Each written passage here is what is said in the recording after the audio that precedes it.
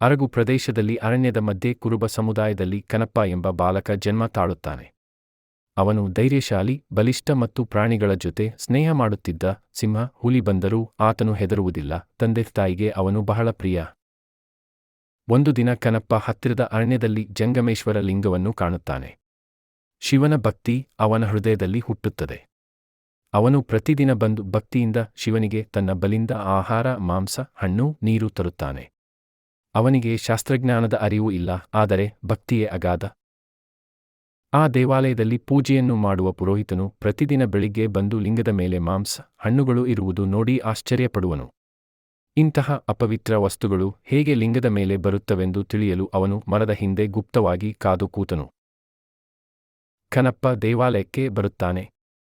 ಕಾಡಿನಿಂದ ತಂದುಕೊಂಡ ಮಾಂಸವನ್ನು ಶಿವನಿಗೆ ಸಮರ್ಪಿಸುತ್ತಾನೆ. ಬಾಯಿಂದ ನೀರನ್ನು ಹಾಕುತ್ತಾನೆ.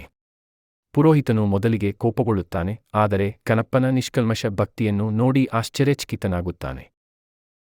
ಒಂದು ದಿನ ಶಿವನು ಕನಪ್ಪನ ಭಕ್ತಿಯನ್ನು ಪರೀಕ್ಷಿಸಲು ಲಿಂಗದ ಒಂದು ಕಣ್ಣಿನಿಂದ ರಕ್ತ ಹರಿಸುವನು. ಕನಪ್ಪ ಅದನ್ನು ನೋಡಿ ಭಯಪಡುತ್ತಾನೆ. ನಂತರ ತಾನು ಸಹಾಯ ಮಾಡಬೇಕೆಂದು ತಾನೇ ತನ್ನ ಎಡಕಣ್ಣು ತೆಗೆದು ಲಿಂಗದ ಮೇಲೆ ಇಡುತ್ತಾನೆ. ಆದರೂ ರಕ್ತಹರಿವು ನಿಲ್ಲುವುದಿಲ್ಲ. ಕನಪ್ಪ ತಕ್ಷಣ ತನ್ನ ದೈನಂದಿನ ಚಾಕುವನ್ನು ತೆಗೆದು ಬಲಕಣ್ಣನ್ನು ತೆಗೆದು ಇಡಲು ಸಿದ್ಧವಾಗುತ್ತಾನೆ. ಆದರೆ ಈ ಬಾರಿ ತನ್ನ ಕಾಲಿನ ಬೆರಳನ್ನು ಲಿಂಗದ ಕಣ್ಣಿನ ಮೇಲೆ ಇಡುತ್ತಾನೆ, ಏಕೆಂದರೆ ಕಣ್ಣು ಇಲ್ಲದವನು ದಿಕ್ಕು ಗೊತ್ತಾಗದಿರಬಹುದು ಎಂಬ ಭಯ. ಕನಪ್ಪ ತನ್ನ ಎರಡನೇ ಕಣ್ಣನ್ನು ತ್ಯಾಗ ಮಾಡುವ ಮುನ್ನ ಶಿವನು ಅವನ ಮುಂದೆ ದರ್ಶನ ನೀಡುತ್ತಾನೆ. ಮಹದ್ರೂಪದಲ್ಲಿ ಪ್ರತ್ಯಕ್ಷನಾಗುತ್ತಾನೆ. ಇದೇ ನಿಜವಾದ ಭಕ್ತಿ ಎಂದು ಪ್ರಸನ್ನನಾಗುತ್ತಾನೆ. ಕನಪ್ಪನಿಗೆ ದಿವ್ಯ ಚಕ್ಷು, ಅಮರತ್ವ, ಶಿವಲೋಕ ವಾಸವನ್ನು ಕೊಡುವನು.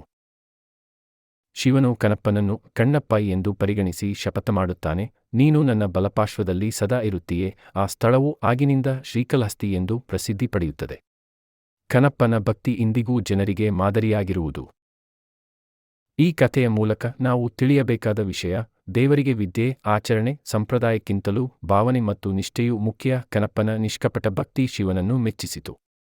ಇಂದಿಗೂ ಈ ಕಥೆ 100 ಪಟ್ಟು ಕೇಳಿಸಿಕೊಂಡರೂ ಭಕ್ತಿಯಿಂದ ಹೃದಯವನ್ನು ತುಂಬಿಸುತ್ತದೆ.